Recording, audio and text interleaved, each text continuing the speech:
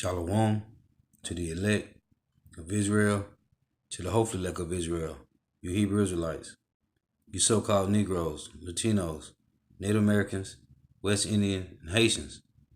Gotta give all praises, honor, and glory to Yahweh, Bahashem, Yahweh Shah.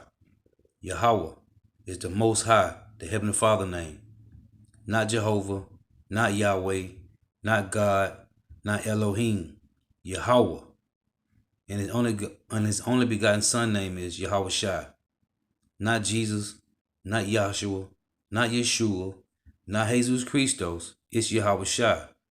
So gotta give all praise, honor, and glory to Yahweh, Bahashem, Yahweh Shai, Bahashem, Rikah Kodash. Double honors to the apostles and elders of Great Millstone who rule well, who teach well. And a sincere salutation to all the Akim, pushing this truth and believing this truth throughout the four winds of the earth, the entire world, waking up the hopeful elect. And shalom to the Akwaf who are listening and learning, the few sisters who are listening and learning. I'm Isaiah, coming at you with another lesson in truth, facts, faith, and edification, another daily edification. Lord's willing, this be edifying. Another prophecy. This is all about prophecy. So Lord's willing, this be edifying. To embrace the possibilities of tomorrow, we must reject the perennial prophets of doom and their predictions of the apocalypse. They are the heirs of yesterday's foolish fortune tellers, and I have them, and you have them, and we all have them.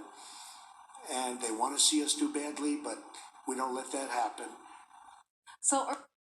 Nah, he said, we are the perennial prophets. This is another prophecy, man.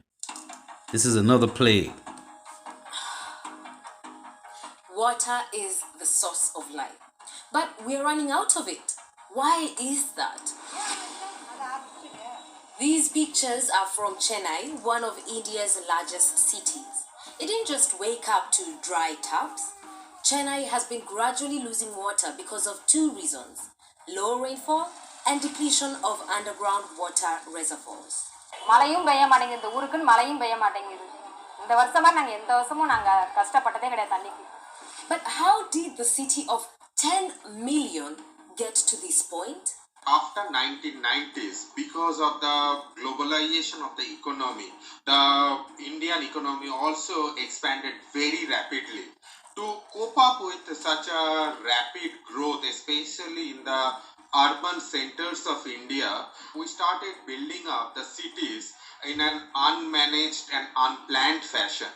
In that process, we somehow neglected the water side or the resource management side of our city's growth. So, Chennai's first problem is unregulated urbanization. In fact, Anna University researchers say it has lost 1/3 of its wetlands in the last decade due to development projects. And that loss is now causing schools, hotels, and other businesses to close down. Ration card மூலமா தண்ணி தரேன்னு சொல்லிட்டு நேத்து நியூஸ்ல சொன்னாங்க. ஒரு ration கார்டுக்கு 2 packet தண்ணின்ற மாதிரி டோக்கன் போட்டு கொடுக்குறாங்க. 2 பாக்கெட் தண்ணி ஒரு ஃபேமிலிக்கு எப்படி பத்தும்? அவங்க வீட்ல எல்லாம் இப்ப மினிஸ்டர் வீட்ல எல்லாம் அது மாதிரி பத்துமா அப்படின்றத மக்களோட பத்தி எது புரிஞ்சுக்க மாட்டேங்க. Chennai is not the only Indian city with this problem. 21 major cities in India, including the capital Delhi, could run out of water as early as next year. That's according to the National Institution for Transforming India. Another report says that nearly half of the Indian population is going to see an extreme water shortage very soon. But is this a result of poor water management? We get very good amount of precipitation in the form of rainfall as well as snowfall. The challenge is that we capture around 8% of that precipitation today, which is a significantly lags behind some of the global best average. So how does this crisis look worldwide? According to a study published in 2014, 1 in 4 of the world's big cities are water stressed. In 2015, the situation in Brazil's Sao Paulo was so bad that police had to escort water trucks to avoid looting. The city had less than 20 days worth of water. More recently, in 2018, South African officials announced that Cape Town residents would run out of water in 3 months. This, of course, led to water rationing. Before I was using 2 kettles of water for wash myself. So now I use 1. 1/4 of the city's population lives in informal settlements. This complicated the situation as these areas have no regular supply of water. There are always pictures of, running taps And this shows you how good that you so-called Negro, Latinos, and Native Americans have it here, man, in North America, in Babylon the Great. And all the people that's here, man, okay? But the world was created for our sakes. And the point of this lesson is we have the spiritual water. The hopeful elect, the elect have spiritual water, man. The earth is being drained of all the minerals, resources, man. Okay? The Lord is draining everything from this place, man. Why? Because it's full of wickedness, man. And if you don't have this spiritual water, you're going to be destroyed. Broken fixtures and look at the leakage and all the rest. But the reality is that those 1 million people out of a population of 4 only use 4.5% of the water. Climate change is altering weather patterns and water supplies around the world. Why does this matter? Because even though 70% of the Earth's surface is covered by water, only 3% is considered consumable fresh water. Which means the water shortage crisis is not just an Asian or African problem. According to the World Health Organization, 2.1 billion people lack safe drinking water. The main issue is that demand for water, all types of water for different uses, particularly for agriculture, for urban development.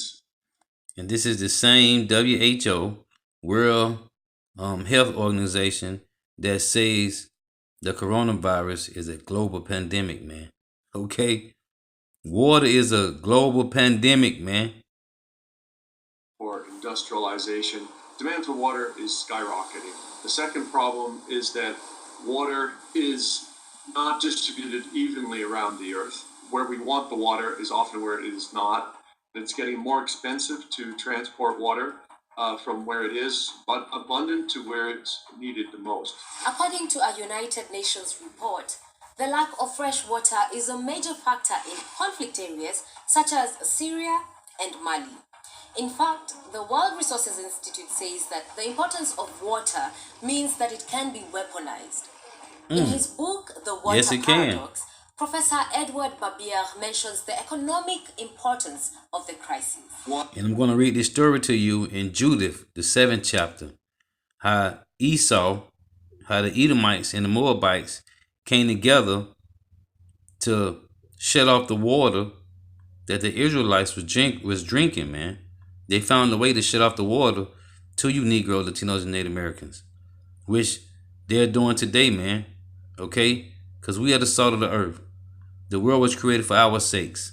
So the Lord is doing these things to do what? To kill, to destroy 2/3 of Israel, man. He don't care about the heathen nations. It tell you that in 2 Ezra 6. And it tell you that in Isaiah 40.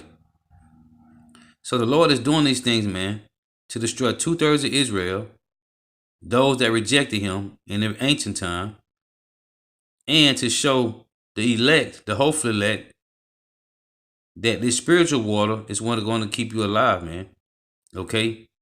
In the time of Jacob's trouble. Water is more valuable in the sense that it meets more needs, even more than fossil fuels and oil.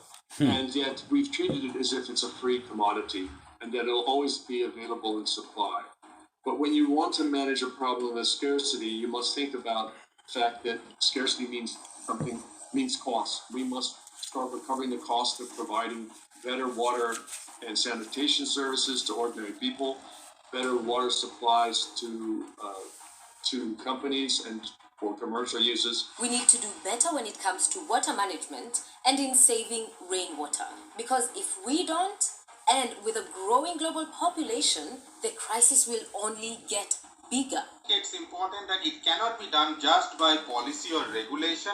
Of course, they do play a big role in mandating some of the implementation, but also a behavioral change of the civil society.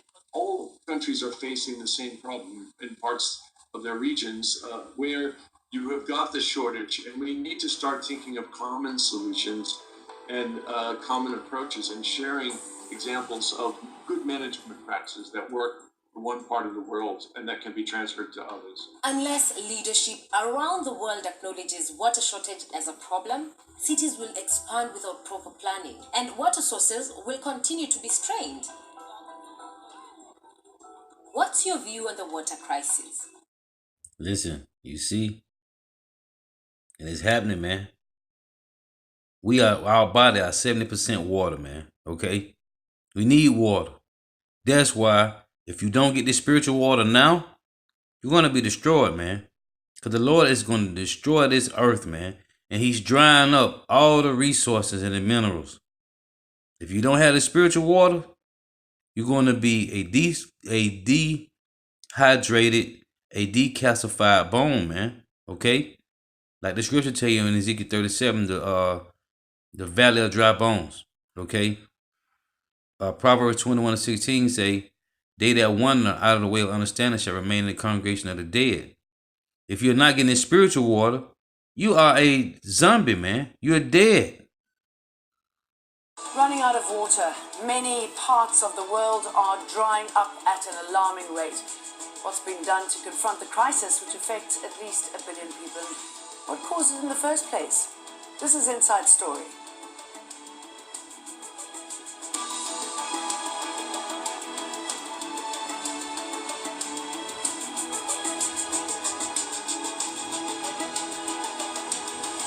But Trump calling us perennial prophets of doom. Hello, welcome to the program. I'm Jane Dutton.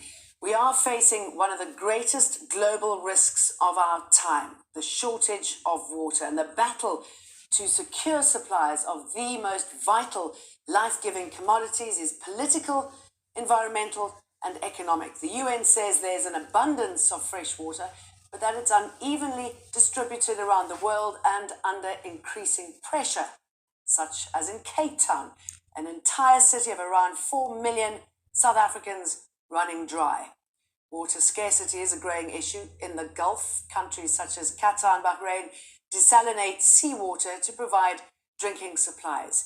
And more than 1 billion people in Asia rely on rivers and glaciers for drinking and irrigation. But glaciers that feed the rivers are shrinking or even disappearing altogether because of global warming.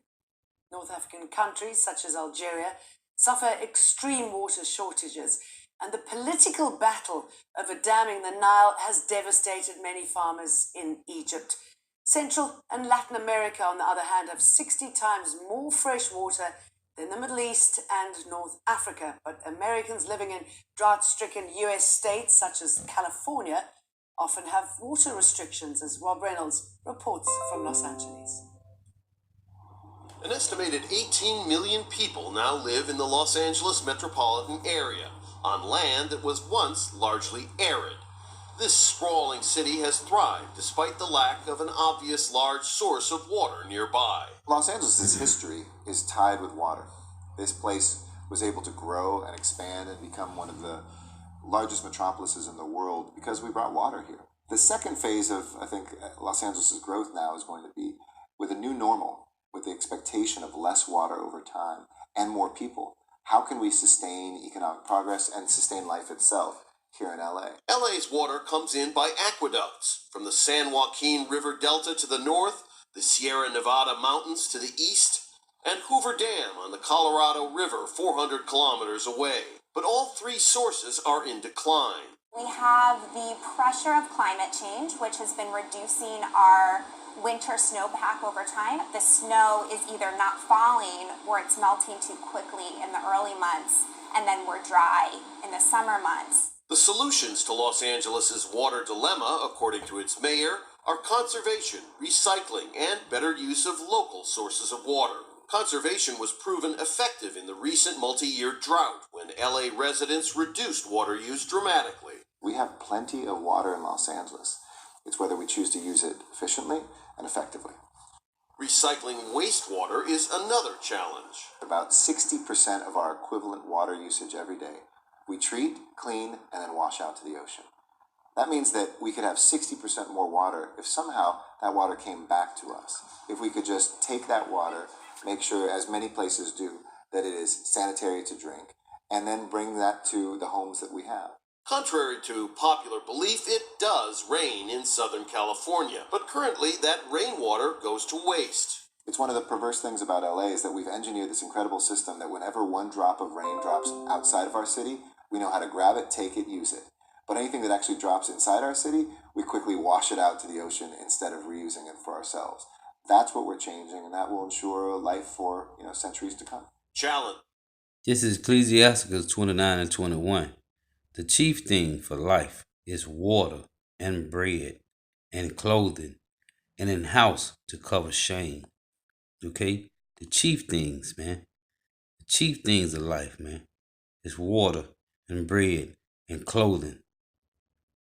This is Ecclesiasticus 39 and 26. The principal things for the whole use of man's life are water, fire, iron, and salt, flour of wheat, honey, milk, and the blood of the grape, and oil, and clothing.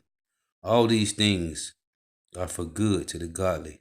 So to the sinners, they are turned into evil. So, as the scriptures say, the world was created for you Negro, Latinos, and Native Americans' sake.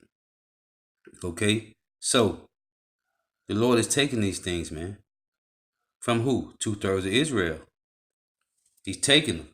Because the Lord doesn't care about the rest of the nations, man. This is Isaiah 65 and 13. It reads, Therefore thus saith the Lord Yahweh power, Behold, my servants shall eat, but ye shall be hungry. Behold, my servants shall drink, but ye shall be thirsty. Behold, my servants shall rejoice, but you shall be ashamed. Who is he talking about? The elect of Israel is going to eat and drink and rejoice. But the 2/3 of Israel shall be hungry and thirsty and be in mourning. Challenges that must be met to keep the City of Angels from running dry. Rob Reynolds, Al Jazeera, Los Angeles.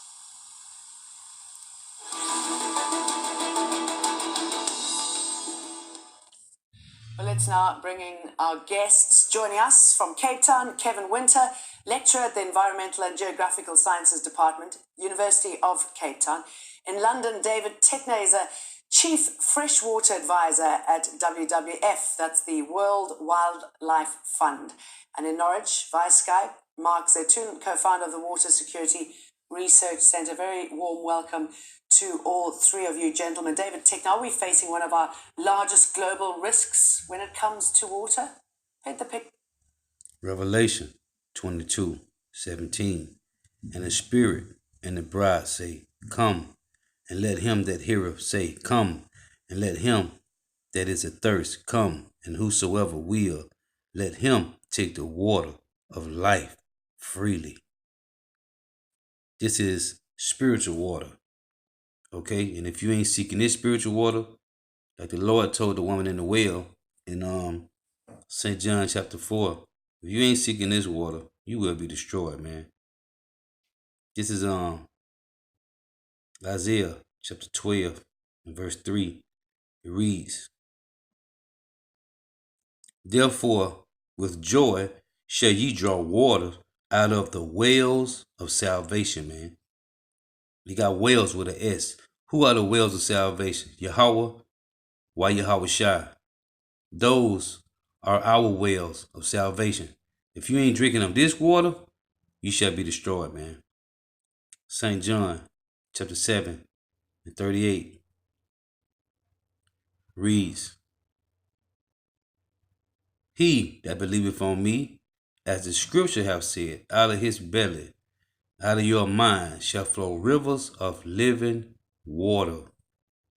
It's only one water, and this is spiritual water, man. Okay? Because a man cannot live off bread and water alone. So you need this spiritual water. That's Matthew 4 and 4. A man can't live off bread alone. And you can't live off water alone. St. John, chapter 4, and verse. Let's start at 20. This is what the woman said to Yahushua. Our fathers worship in this mountain, and ye say that in Jerusalem is the place where men ought to worship. Yahushua said unto her, Woman, believe me, the hour cometh when ye shall neither in this mountain nor in Jerusalem worship the Father. Ye worship, ye know not what. We know we worship, for salvation is of the Jews. Okay? This water here is for Israelites. Let's read it. This is John chapter 4 and verse 9. Then the woman of Samaria unto him, unto him, how is it that thou, being a Jew, asketh drink of me? Now, let me go up so you can understand what's going on. St. John 4 in verse start at 5. Then cometh he to a city of Samaria, Yahushua, which is called Sychar, near to the parcel of the ground that Jacob gave to his son Joseph.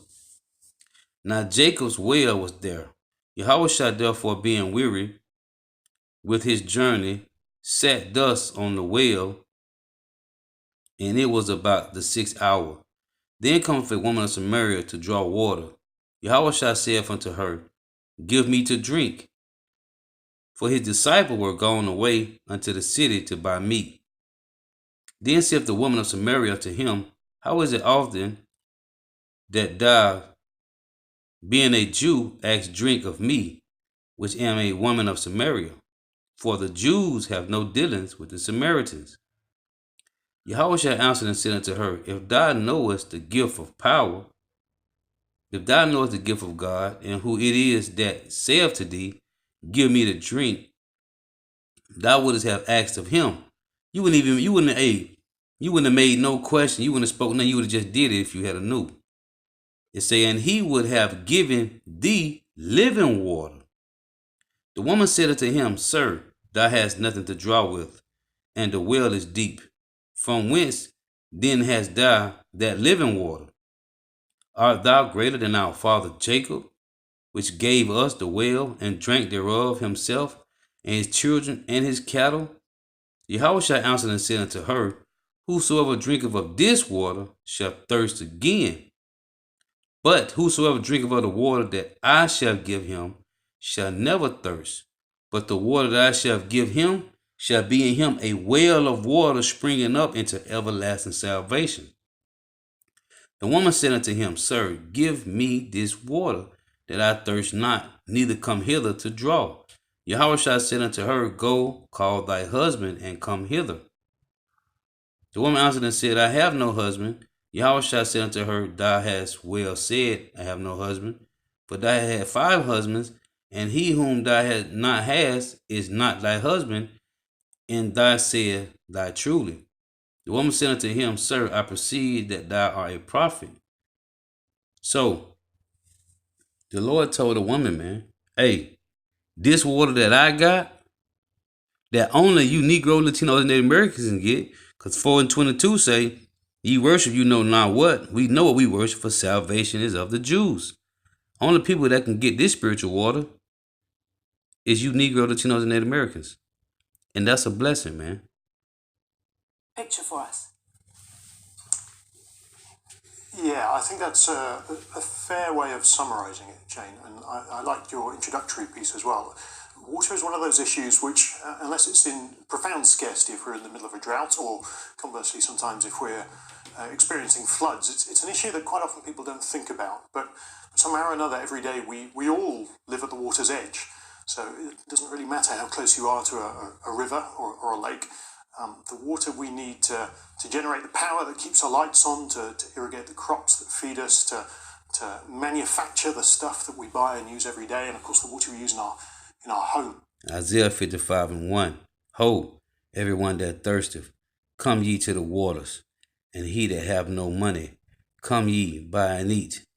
Yeah, come buy wine and milk without money and without price. Wherefore do you spend money for that which is not bread, and your labor for that which satisfieth not?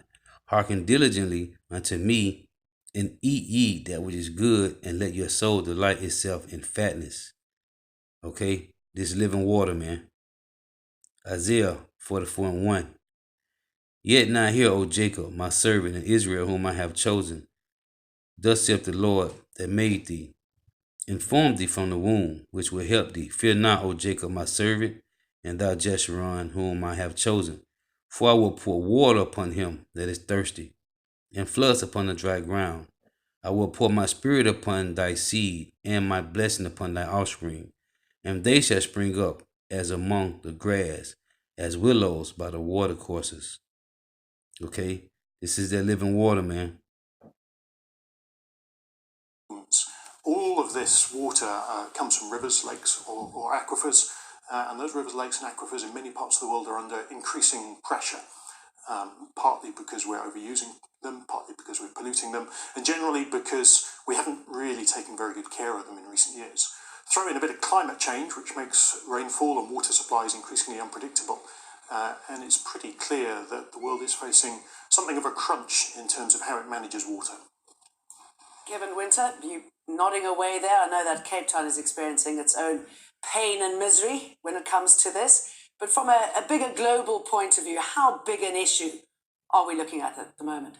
Well, I think I can really only speak for our region in particular because, and the comment that David makes just now about we're all living on the edge of water in lots of ways. And in our particular case, it has been a prolonged drought, and we're now going into our fourth year and very uncertain what our winter rains are going to hold. So it's a massive issue, and here we are with a city with its own history of apartheid and the implications of a city that is struggling with many other issues. And water has never really been one of them. We've coped pretty well up until now, and we've had very good programs for water demand management over the years. And now suddenly the trigger has been let off and set off rather, and we have a city which is increasing in size, and we've got climate change. So the realities of your introduction and what David just said are very real to us right now. And David also pointed out that it's something that we never really notice until we need it. Do you think that's one of the problems? I mean, look at the picture behind you, and you know, in Cape Town, it's water everywhere. Is that one of the problems? Yeah. Now, I'm going to read this, and I'm going to play a couple more minutes of this video. This is Judith, chapter 7. I'm going to start at verse 8. And this is about the Edomites and the Idumeans. The Edomites and the Ammonites and the Moabites, how they came up against Israel, okay? I'm show you that they're doing, and this is the Spirit of the Lord doing this, man, to cut off 2/3 of Israel, okay? Like I said, he doesn't care about the heathen nations, man. This is about you, Negro, Latino, and Americans. So this is Judith 7 and 8. Then came unto him all the chief of the children of Esau, and all the governors of the people of Moab, and the captains of the sea coast, and said, Let our Lord now hear a word, that there be not an overthrow in thy army. For this people, the children of Israel, do not trust in their spears, but in the height of the mountains wherein they dwell, because it is not easy to come up to the tops of their mountain. Now therefore, my Lord, fight not against them in battle array, and there shall not be so much as one of thy people perish. Remain in thy camp, and keep all the men of thy army, and let thy servants get into their hand the fountain of water which issue forth of the foot of the mountain. For all the inhabitants of Bethulah have their water thence. So shall thirst kill them, and they shall give up their city, and we and our people shall go up to the top of the mountains that are near, and will camp upon them to watch that none go up out of the city. So they and their wives and their children shall consume with famine, and before the sword come against them, they shall be overthrown in the streets where they dwell. And that's right now today, man. This is spiritual, man. Thus saith thou, render them an evil reward, because they rebelled and met not thy person peaceably. And these words please Holofernes and all his servants, and he appointed to do as they had spoken. So the camp of the children of Ammon departed, and with them 5,000 of Assyrians, and they pitched in the valleys and took the waters and the fountains of the waters of the children of Israel. So you see, Moab, Ammon, the Assyrians, and Esau came up against us, man. Read again. So the camp of the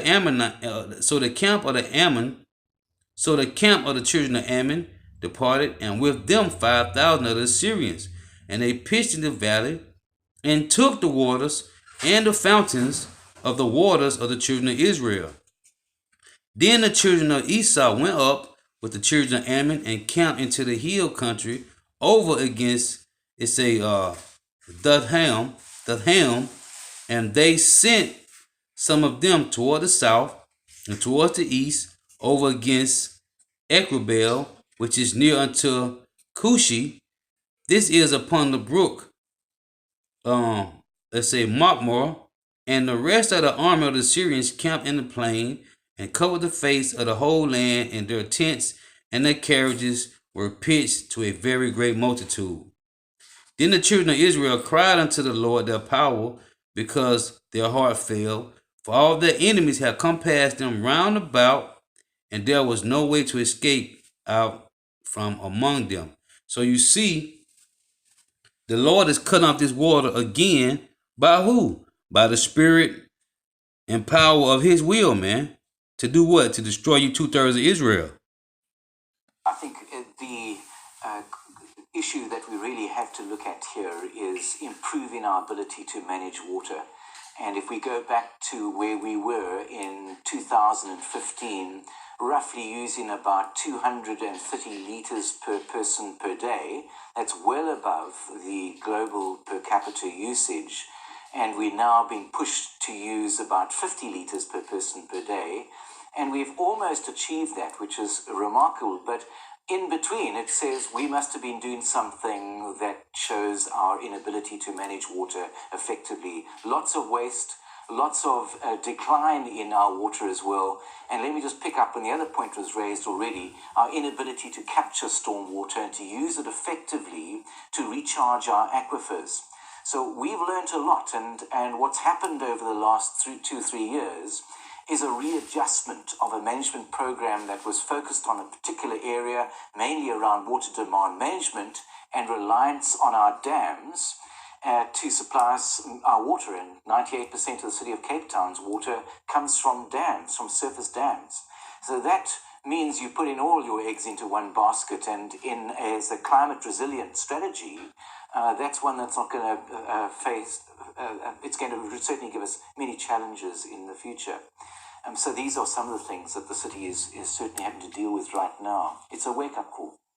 A wake-up call indeed, Mark Zatoon, from a global risk point of view and your experience. What are you seeing when it comes to water, the role it's playing at the moment, and the impact of the scarcity? Well, the impact is felt very much locally, like your other interviewees have said. I look mainly at the Middle East, and there, all across the Middle East, of course, but in very different ways in different places, the scarcity is felt in very acute or less acute ways. So, for instance, the scarcity in Jordan, also man-made. Let's not blame climate change or God or Mother Nature. It's a dry part of the world. Jordan just doesn't have a lot of water resources to begin with. But if on top of that, you've got population influxes due to war from, first originally from Palestine and the creation of the State of Israel, and then from Iraq and now Syria, then the pressure is that much greater on water resources that exist in Jordan that were already scarce.